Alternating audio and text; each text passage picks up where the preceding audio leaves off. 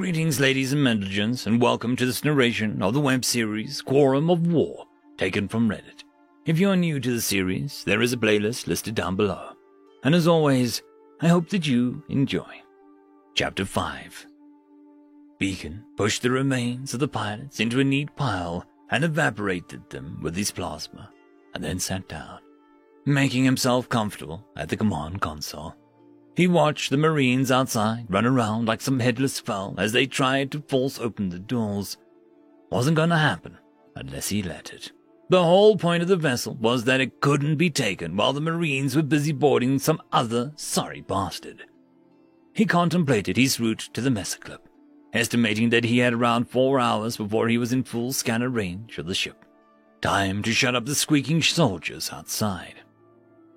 He started by cutting off the grav plates throughout the ship, and then immediately put the ship into a spin. He sat comfortable as the G-forces built, passing beyond anything organic life could withstand, and gave it an hour, turning the ship into a blender. Outside, the soldiers were being flung at increasing speed into each other, into every wall and every fitment. He watched with interest until the cameras were blinded by spray. Then he turned the gravity back on and steadied the ship. Softly, whistling, he released the defenses. The thick door swung open silently, leaving a smear across the floor. It was covered in scorch marks and dimples from weapons fire. He gazed at the new decorations that the corridors were coated with, mostly bits of blood. It wasn't exactly the personal approach that he preferred, but sometimes just making a mess would get his point across. He ambled through the ship, ensuring that none of the bits could speak or move, taking the odd souvenir, until he was certain no one would be sending out any inconvenient signals. He burned off the mess currently sticking to his feet and concentrated on the next part of his plan. Silver Wisp was prepared for the service, organizing the witnesses and the requirements. Now, he simply stood beside Rowan and readied himself. In front of him sat 3 altars recovered from the wreckage of the world. Stone, ice, and soil. They had been recovered by one of the witnesses, a human that had chosen naked space as its environment and disliked interiors. It felt that this was suitable demonstration of its grief and solidarity. Silver Wisp agreed. At Rowan's request, it was taking place in her quarters, and the soft green and gentle breeze seemed to gentle the mood. No one forgot that they were here on a mission of death and vengeance, but it reminded people of their better selves. The man that stood forward to conduct the service was tall, thin, and gray-skinned, wrapped in a dark robe. He stood in front of the altars and paused, waiting for the conversation to dwindle. When he was satisfied with the quiet, he began. Welcome to the family of man. I am called 6 Dark Places, and today is a dark day. I too spent my early life on a children's planet, running with spears, hunting and rejoicing in our beginnings. My own children are doing so today. To see such a place so brutalized is a horror to all of us, but we cannot behave like children ourselves. I ask you to reach out to me and let us join in our grief, our distaste for what we know must come, and seek absolution from humanity itself.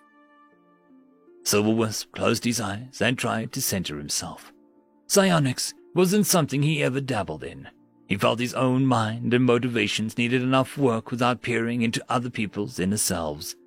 Still, he felt a certain relief when the minds around him were joined and he found himself in the company of his peers. Once you stripped away all the alterations, he felt the humanity in the room in a way that mere appearances would never permit.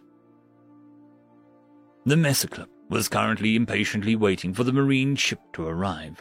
The captain had been provided with a full, lurid, and confidential description of what had happened on the Haven of Fire, and the reassuring presence of a few hundred Marines might calm down his crew, and himself, if he had to be honest. He flinched at the memory of the celebrations on board after they had eradicated the humans, A battle with no consequences or risk.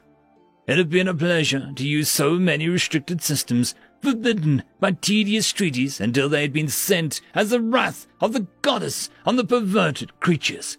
Now, it seemed that they had an equally perverted guardian, and it was coming for his ship.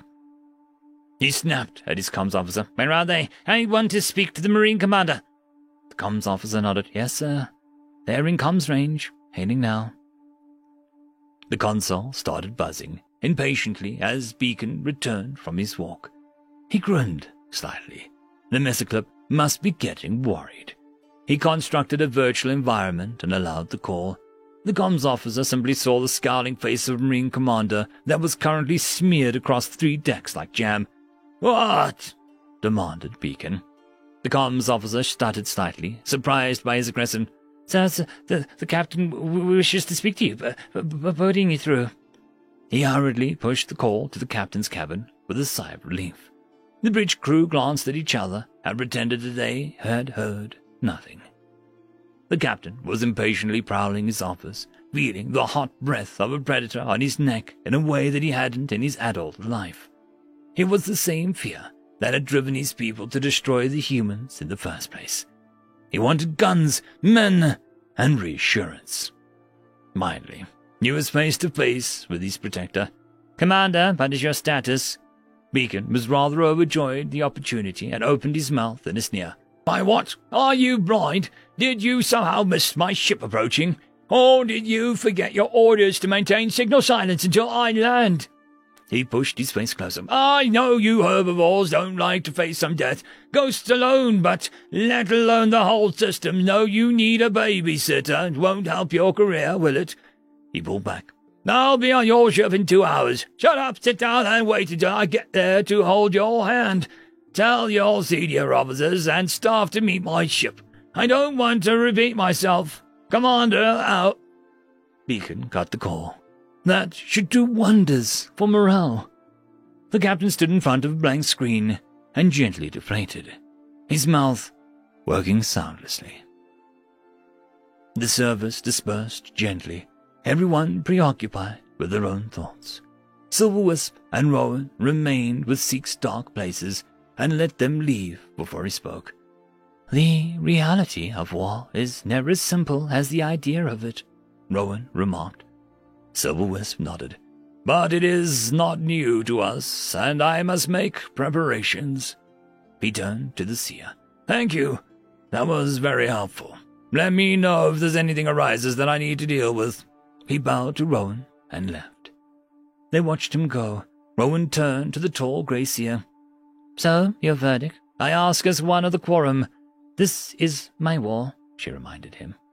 He grasped her hand. "Then I will show you." The imagery was slightly strange, almost like a dream half remembered. The seer chimed in. "Your mind is interpreting things for you. I am simply sending the raw data."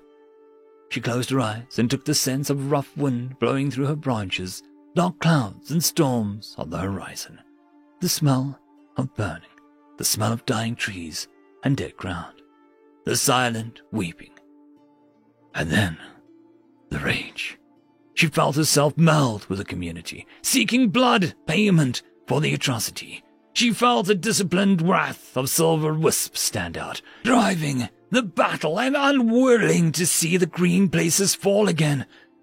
She saw the spear in his hand, his shield held high. She felt her people wrap themselves tightly around him, becoming a banner on the spear, a license. She opened her eyes and looked at the seer. "Thank you." She bowed and turned away. "Citadel class Marine 3008 requesting docking." The captain had remained in sullen silence until the ship arrived. He would have words with the commander on his terms, on his ship. He hadn't felt so humiliated since he'd been a junior officer and crossed the senior NCO. He commanded a battleship. He went beyond the request of the Marine commander and filled the landing dock with his ship guards and full armor as well as his officers. He knew it was childish, but he still sent the orders. He also scanned the incoming craft until the paint on it started to blister. Then he decided to wait on his bridge and meet the insolent Marine from his command chair. Beacon had stepped off the Marine ship as soon as it had passed through the sensors. He chirped out the docking commands even as he made his way behind the assembled crew of the battleship, and then he waited. He really wanted to see this. The ship landed unmolested and unprotesting. The troops waited, wondering why they had been woken up and sent to the armory for this. It was just the Marines. Still, they held their ground. The silence drew out as no one opened the hatch. Some uncomfortable twitching and scratching filled the vast room. Nothing, and nobody moved. The captain seethed. Obviously, the Marine commander was waiting for him to appear. He should have spoken up, but the damned creature had made his point about the signal silence. He curtly nodded at his bridge staff and stomped off to meet the blasted soldier. The landing docks weren't particularly pretty. Utilitarian ramps and offices clumped into some sort of efficient machine. It did, however, have the military pomp that insists on a proper entrance for the captain. His personal guard hurried behind him as he marched into the hatch and waited. Nothing. Beacon grinned. The blood, and then the smell. That's what the crew remembered. As the captain had ordered the hatch open, a flood of gore had seeped out of the ship. They saw clamps. Then they saw the walls. They saw the captain begin to throw up as he tried to wave them away. Then a smell that filled the room and entered the vents, sharing it with the rest of the ship. The captain's guard grabbed him and began dragging him away, the second ordering them out and calling for the medics. No one moved, held by the horror. Then they remembered that they were military, proud upholders of the Empire, and drew their weapons, ready for anything. Nearly anything.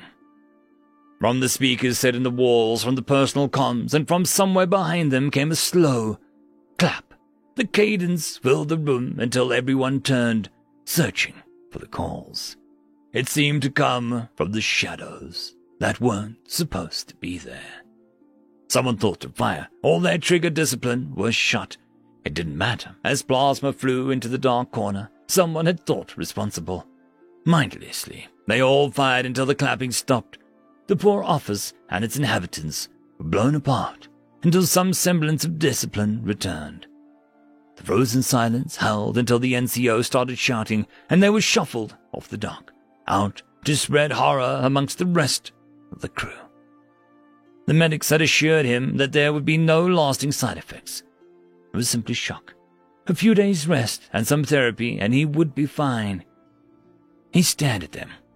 "Rust! That monster is on my ship!"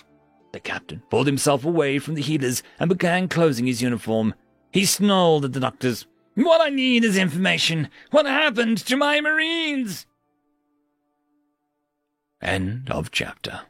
The algorithm reckons you should be watching this video next, and I recommend that you should be always watching my video. So, click with energy! And yes, clicking that does help the channel. Thank you very much. I'd just like to give a quick thanks to the T5 channel members and patrons: Alithia, Parky, Fudikiol, Meridian117, Cam Maxwell, Casper Arnholtz, Angry Marine, Lord Azrakal, and White Van 420.